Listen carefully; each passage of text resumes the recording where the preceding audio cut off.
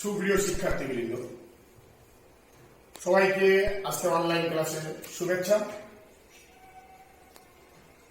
এবং স্বাগতম।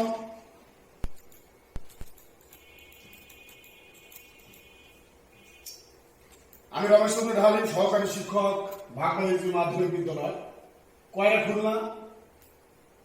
আমি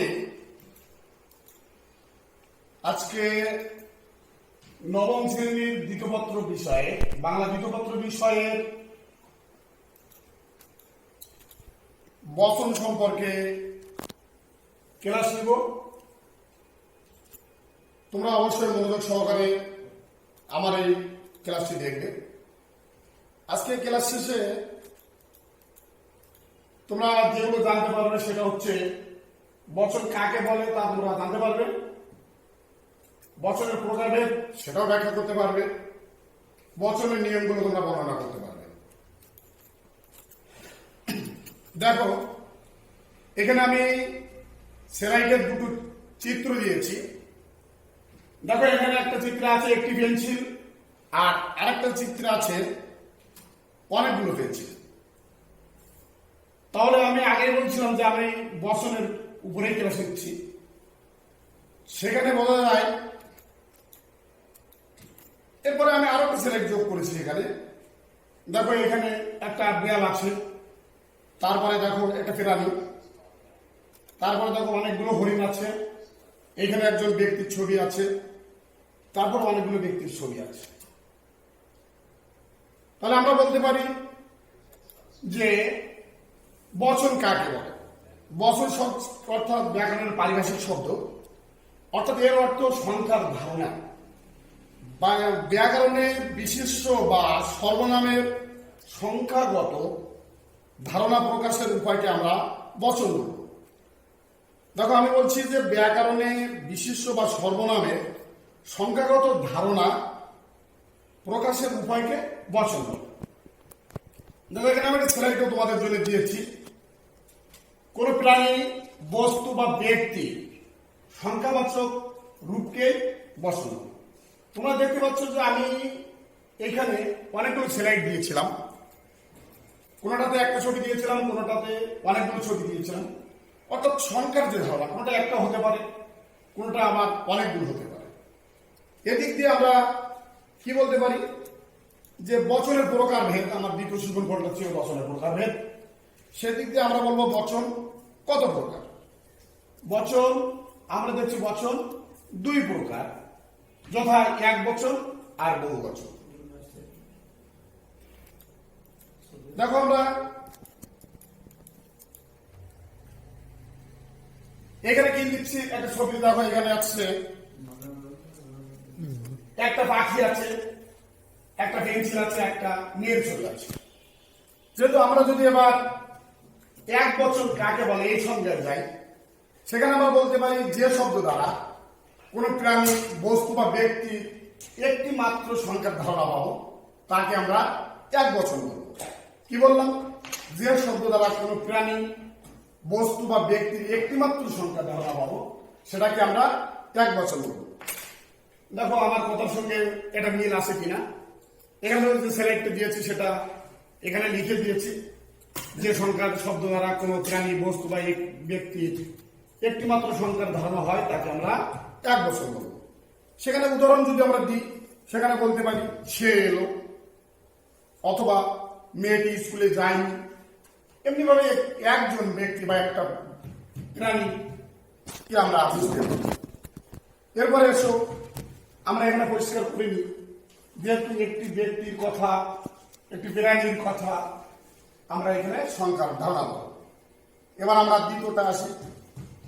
এখানে দেখো অনেকগুলো ছবি দিয়েছি, অনেকগুলো কলমের ছবি দিয়েছি, আর এইখানে একটা স্কুলের ছাত্রছাত্রীর অনেক ছবি দিয়েছি।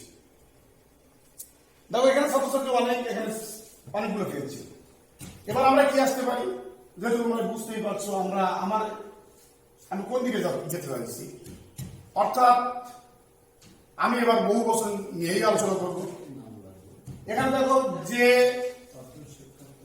আমরা কি বলতে পারি, বহু বচন যে শব্দ দ্বারা কোন প্রাণী, বস্তু বা ব্যক্তি একের অধিক অর্থাৎ বহু সংখ্যার ধারণা পাবো, তাকে আমরা বহু বচন বলবো, বহু সংখ্যা।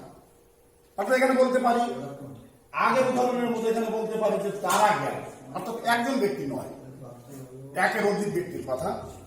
মেয়েরা এখনো আসেনি, এমনি ভাবে আমরা একের অধিক কথা বলতে পারি।